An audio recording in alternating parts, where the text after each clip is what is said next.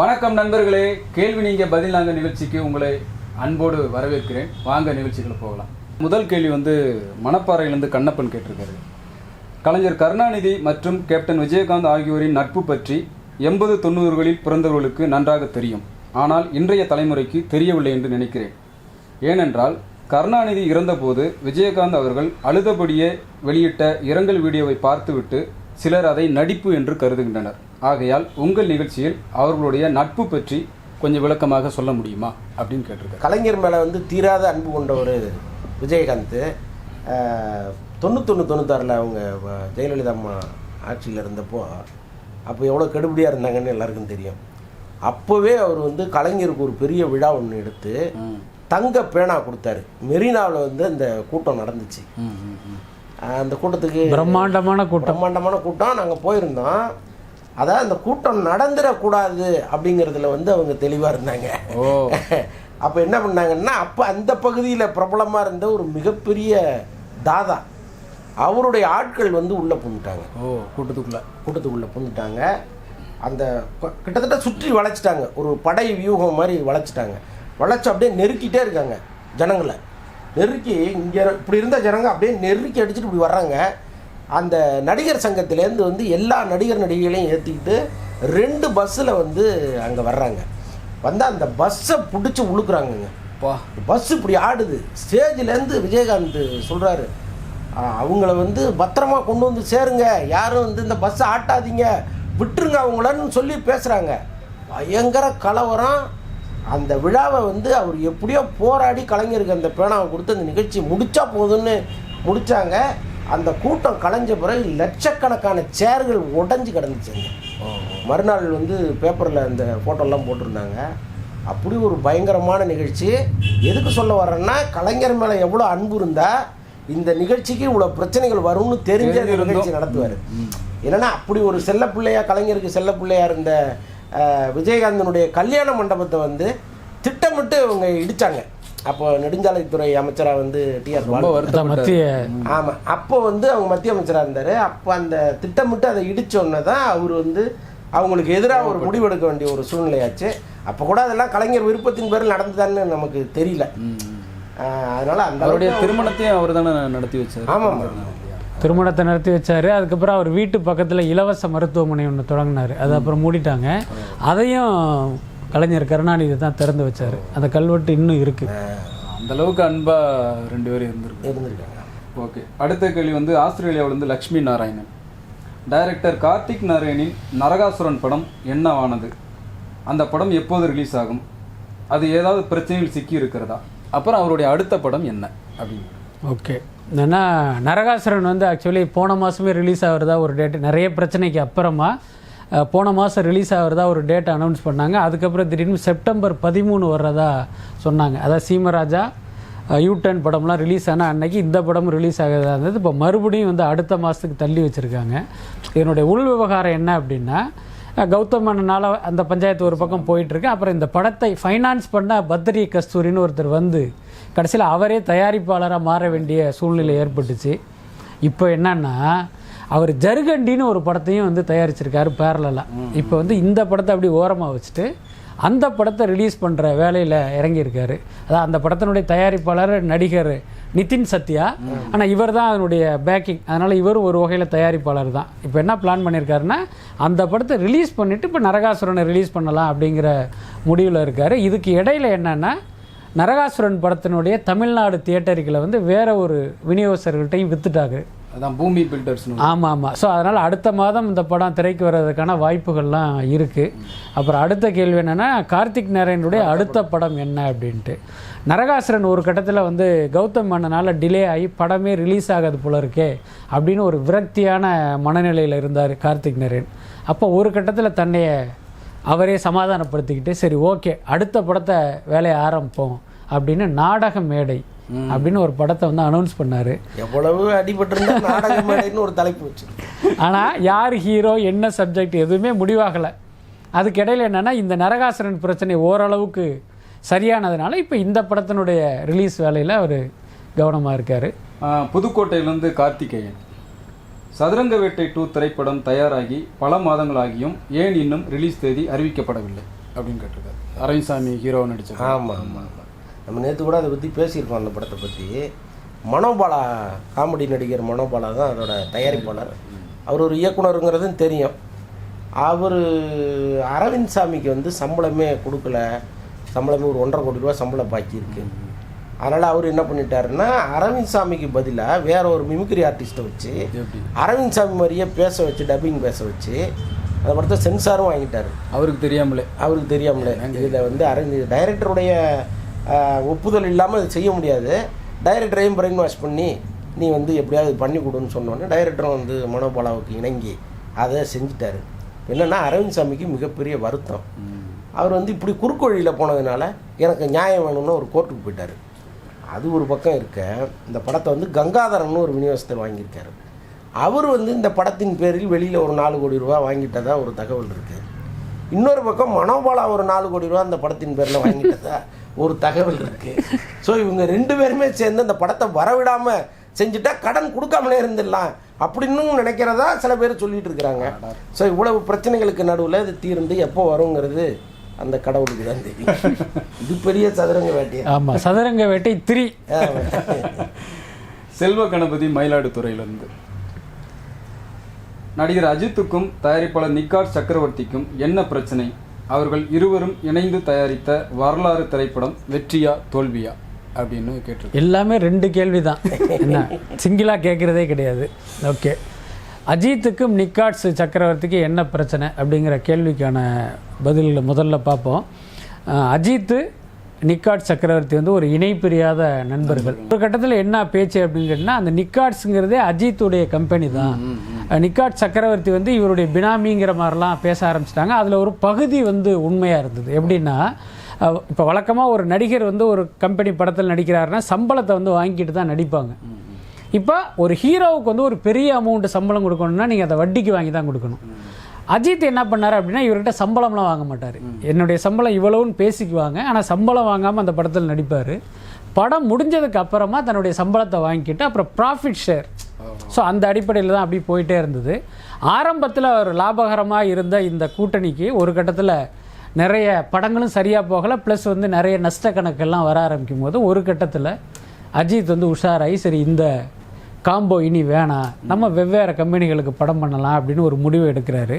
இப்போ என்னன்னா, நிக்காட் சக்கரவர்த்தி ஒரு கட்டத்தில் இவ்வளோ நாள் அஜித் நம்மளது நண்பராக இருந்தார், அவரால் நம்ம இவ்வளோலாம் சம்பாரித்தோம் அப்படிங்கிறதெல்லாம் மீறி இவரை நம்பி நான் இவ்வளோ ரூபா கடன் வாங்கியிருக்கேன். இப்போ இவர் திடீர்னு வந்து வெளி கம்பெனிக்கு போனால் ஏன் நிலைமை என்ன வருது, அப்போ எனக்கு வந்து இதுக்கான ஒரு பதிலை சொல்லுங்கள் அப்படின்ட்டு இவர் வெளி கம்பெனியில் படம் எடுக்க போகும்போது இவர் வந்து குறுக்க வந்து கட்டையை போடுறாரு. ஸோ அதில் வந்து அஜித் உண்மையிலே கடுப்பாகி ஒரு படம் ஏஎம் ரத்னம் கம்பெனிக்கு ஒரு படம் பண்ணுறாரு. அப்போ இவர் என்ன செய்கிறாரு அப்படின்னா, ஓகே அவருக்கு வந்து இனிமேல் நான் படம் பண்ண மாட்டேன், இந்த படத்தில் வர்றத லாபத்தில் வந்து இவ்வளோ ரூபா இவருக்கு கொடுத்து செட்டில் பண்ணிடுவோம் அப்படிங்கிற மாதிரி பேசி முடித்தாங்க. ஸோ இப்படி போச்சு அவருக்கும் இவருக்குமான பிரச்சனை அப்படிங்கிறது. அதுக்கடுத்து இந்த வரலாறு படம் பார்த்திங்கன்னா ஆரம்பத்தில் அதுக்கு வந்து வேற ஒரு பேர் வச்சாங்க, காட்ஃபாதரா, கரெக்ட். அப்போ திடீர்னு என்னென்னா எடுத்து வந்து ரொம்ப காலம் அந்த படம் அப்படியே கிடப்பிலேயே கிடந்தது. என்னென்னா இந்த உள் விவகாரம் காரணமாக. அதுக்கு இடையில பார்த்தா திடீர்னு வந்து தமிழில் தான் நீங்கள் தலைப்பு வைக்கணும் அப்படின்ட்டு ஒரு சட்டம் வந்ததுனால அது வரலாறு அப்படின்னு வந்தது. அஜித்தின் மற்ற படங்களோட கம்பேர் பண்ணும்போது இந்த படம் வந்து ஒரு வெற்றி படம் மாதிரியான ஒரு விஷயம்தான் நடந்தது. ஆனால் என்னென்னா அந்த படத்துக்கு பண்ணப்பட்ட செலவு, அது கடந்த வட்டி, அது ரொம்ப நாள் கடந்ததுனால வந்த வட்டி, இதையெல்லாம் கணக்கு போட்டு பார்த்தீங்கன்னா தயாரிப்பாளருக்கு வந்து நஷ்டம் தான் அந்த படம். ஆனால் படம் நல்லா இருக்கும். அஜித் ரசிகர்களை பொறுத்த வரைக்கும் 100% திருப்திப்படுத்தின படம். ஆனால் உள்ளே போய் பார்த்தீங்கன்னா கணக்கு வழக்கில் கொஞ்சம் நஷ்டத்தை கொடுத்த படம் தான். முழு நடிகனா தன்னை நிரூபித்த படம் அது. ஆமாம்.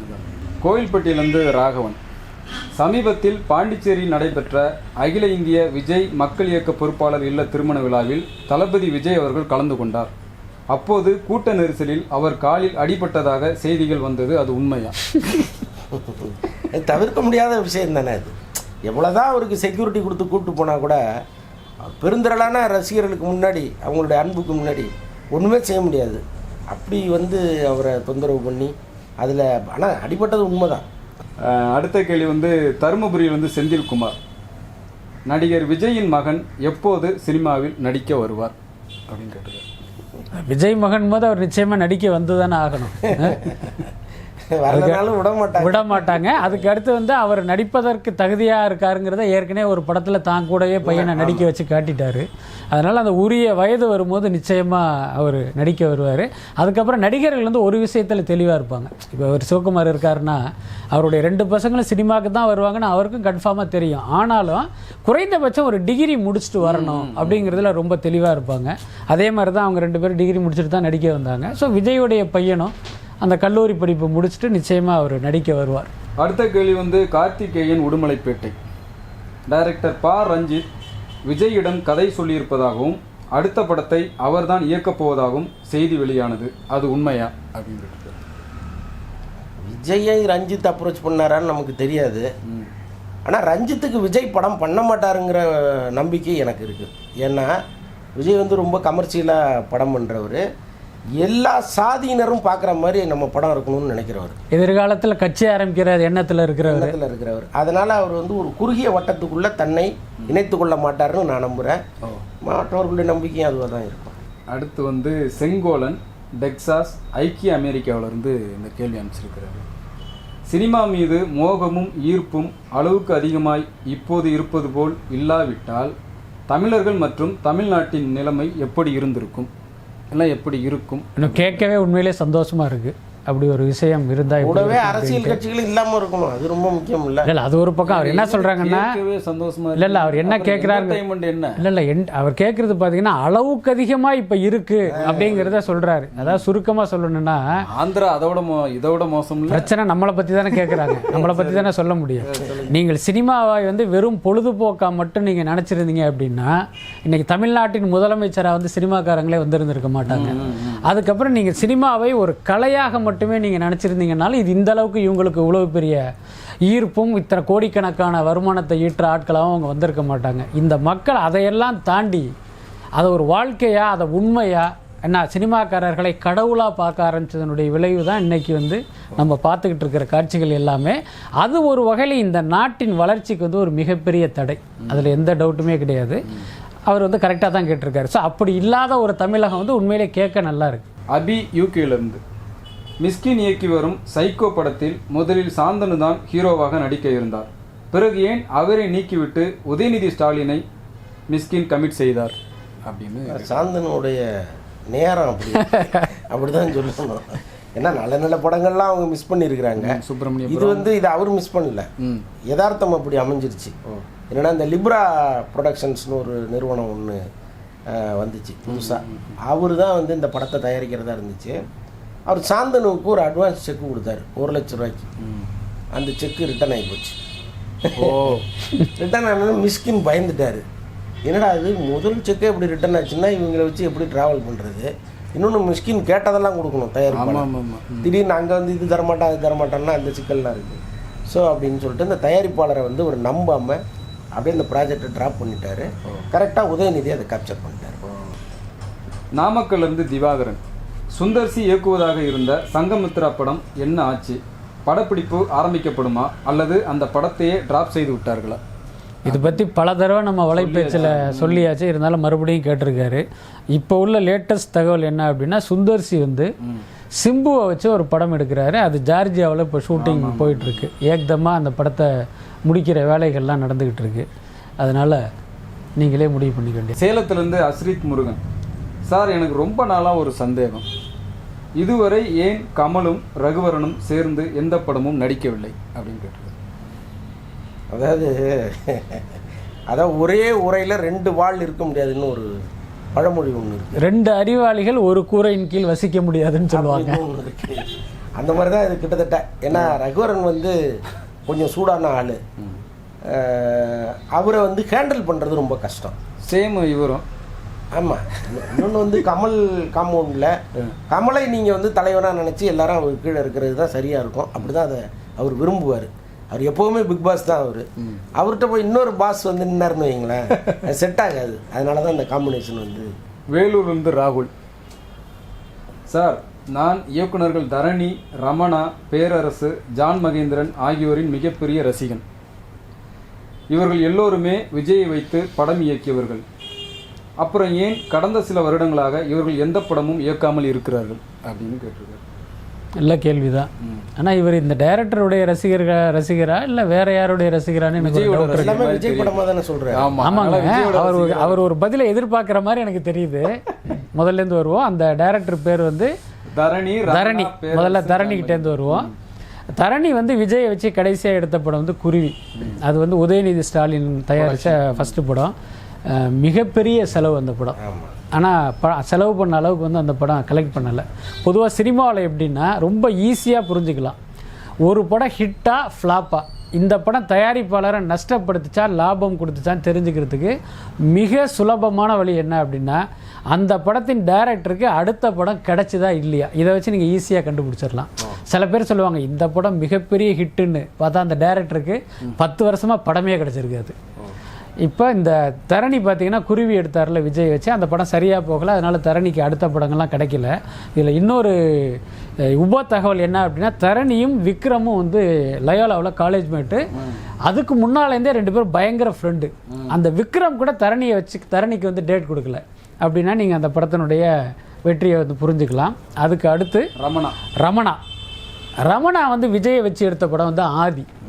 அந்த படம் வந்து கமர்ஷியலாக வந்து தோல்வி தான். அதே சமயம் ரமணாவுக்கு வந்து அவருடைய உடல்நிலையில் ஒரு பிரச்சனை, அவர் தொண்டையில் வந்து ஒரு பிரச்சனை வந்து அதுலேருந்து இப்போ தான் அவர் ரெக்கவர் ஆகிட்டுருக்காரு. அதனால் அவரும் அடுத்த படங்கள் கொடுக்கவே இல்லை. அதுக்கடுத்து பேரரசு வந்து விஜயை வச்சு திருப்பாச்சி சிவகாசின்னு 2 படம் கொடுத்தாரு. திருப்பாச்சி மிகப்பெரிய வெற்றி, அந்தளவுக்கு சிவகாசி போகலை. அதே சமயம் அந்த படம் தோல்வி படமும் கிடையாது. ஆனால் விஜய் வந்து மறுபடியும் பேரரசு கூட பின்னால் வந்து சேர்றதுக்கான வாய்ப்பு இருந்தது.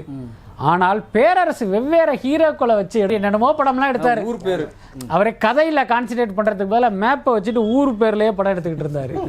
ஒரு கட்டத்தில் பேரரசுக்கு வந்து மார்க்கெட் இல்லாமல் போனதுனால இப்போ எப்பயுமே முன்னணி ஹீரோக்கள் வந்து ஒரு வெற்றி பெற்ற டைரக்டரோட தானே இணைவாங்க. ஸோ அந்த வகையில் பேரரசோடு அவர் பண்ணலை. அதுக்கு அடுத்து வந்து ஜான் மகேந்திரன், சச்சின். அந்த சச்சின் படமும் அந்த நேரத்தில் பேசப்பட்டது, ஒரு ஸ்டைலிஷாக இருக்குது அப்படி இப்படின்னு சொன்னாலும் விஜயுடைய கேரியரில் உள்ள தோல்வி படங்களில் சச்சினும் ஒன்று. அதனால தொடர்ந்து அவரோட அவர் டிராவல் பண்ணலை. அடுத்து வந்து சுவிட்சர்லாந்திலிருந்து நாதன் கந்தையா. நடிகர் வடிவேலு மீண்டும் படங்களில் நடிக்க வருவார் என்று எதிர்பார்த்தேன், அது நடக்காது போல் இருக்கிறது. அவரை சுற்றி என்ன நடக்கிறது? மீண்டும் அவரை படங்களில் காமெடியனாக பார்க்க முடியுமா அப்படின்னு கேட்டுருவார். இல்லை, அதான் யானை தானே தந்ததில் மண்ணெல்லி கொட்டிக்கிற மாதிரி ஒரு நாளும் ஒரு கோலை மண்ணெல்லி கொட்டிக்கிட்டே இருக்காரு. கோலை இல்லை, லோடு கொட்டிக்கிட்டே இருக்காரு. இப்போ கூட இந்த தயாரிப்பாளர் சங்கம் 24 போட்டிருக்கிறதா ஒரு தகவல் இருக்கு. இவர் என்ன சொல்றாருன்னா, எனக்கு அந்த லெட்டர் எதுவுமே வரலையே, எனக்கு அவங்க 2 போட்டதான் ஒரு லெட்டர் அனுப்ப சொல்லுங்க, அப்புறம் பார்ப்போம் அப்படின்னு சொல்லிட்டு இருக்காரு. இந்த மாதிரி 2 போடுறதெல்லாம் யாரும் வந்து எழுத்தா கொடுக்க மாட்டாங்க, ஓரளவு தான் சொல்லுவாங்க, சொல்றது தான். ஆமாம், அதனால வந்து அதுவே வந்து அவர் எப்படி ஹேண்டில் பண்ணுறாருன்னு பாருங்களேன். அடுத்து வந்து கரூர்ல இருந்து பாலாஜி. நடிகர் சந்தானம் இப்போது என்ன செய்து கொண்டிருக்கிறார்? அவரை பற்றி எந்த பேச்சையுமே காணோமே அப்படின்னு கேட்டிருக்காரு. அதான் சந்தானம் கடைசியாக நடித்தது வந்து இந்த சக்கப்போடு போடு ராஜான்னு ஒரு படம். அந்த விடிவி கணேஷ் தயாரிப்பில் இவர் நடித்தார். ஆனால் படம் ரிலீஸ் ஆகும்போது பார்த்திங்கன்னா அதனுடைய கடன் சுமை நஷ்டம் எல்லாமே இவர் தலைக்கு வந்துருச்சு. அதுக்கப்புறம் இவர் அதுக்கு முன்னே நடித்தது வந்து சர்வர் சுந்தரன்னு ஒரு படம் நடித்தார். அந்த படமும் இன்னும் ரிலீஸ் ஆகலை. இதுக்கிடையில் என்னென்னா இந்த தில்லுக்கு துட்டுன்னு இப்போ சந்தானம் நடித்த படத்துலேயே கமர்ஷியலாக வெற்றி பெற்ற படம் வந்து அந்த தில்லுக்கு துட்டு, அதனுடைய சீக்வல் பார்ட் 2 வந்து இப்போ எடுத்துக்கிட்டு இருக்காங்க. ஸோ இதுதான் சந்தானத்தின் நிலவரம். நாமக்கல் வந்து திவாகரன். இரும்புத்துறை டைரக்டர் PS மித்ரன் அடுத்து உதயநிதி ஸ்டாலினை வைத்து தான் படம் இயக்கப் போவதாக செய்தி வந்தது. இப்போது ஏன் திடீரென்று அவர் சிவகார்த்திகனை வைத்து இயக்கப் போகிறார்? அதான் ஒரு படம் ஹிட்டு கொடுத்துட்டா நிறைய ஹீரோக்கள் வந்து எனக்கு கதை சொல்லுங்கள் சார்னு கூப்பிட்டு பேசுகிறது இயல்பு தான். அந்த மாதிரி உதயநிதி அவரும் சந்திச்சிருக்கலாம். ஆனால் என்னென்னா அவருக்கு ஏற்கனவே விஷால் இரும்புத்திரை பார்ட் 2 எடுக்க சொல்லி அவர்கிட்ட கேட்டுட்ருக்காரு. அந்த படமே வந்து இரும்புத்திரை பார்ட் 1 2 வருஷமாக எடுத்துக்கிட்டு இருந்தாங்க. அவ்வளோ நாள் ஆச்சு. பணம் புரட்டுறதுல ஏற்பட்ட சிக்கல், அதனால் ஷூட்டிங் டிலே ஆகிறது அப்படியே போயிட்டே இருந்துச்சு. அதனால் பீஸ்ஃபுல்லாக ஒரு கம்பெனியில் உட்காந்து படம் பண்ணணும், அதே மாதிரி நிறைய சம்பளம் கொடுக்குற கம்பெனியாகவும் இருக்கணும் அப்படின்னு அவர் எதிர்பார்த்தாரு. எல்லாத்துக்கும் இணக்கமாக வந்து சிவகார்த்திகேயன் படம். நன்றி நண்பர்களே. இதே மாதிரி இன்னும் நிறைய கேள்விகளுக்கு பதில்கள் காத்துக்கிட்டு இருக்கு. அதை அடுத்த வீடியோவில் பார்க்கலாம்.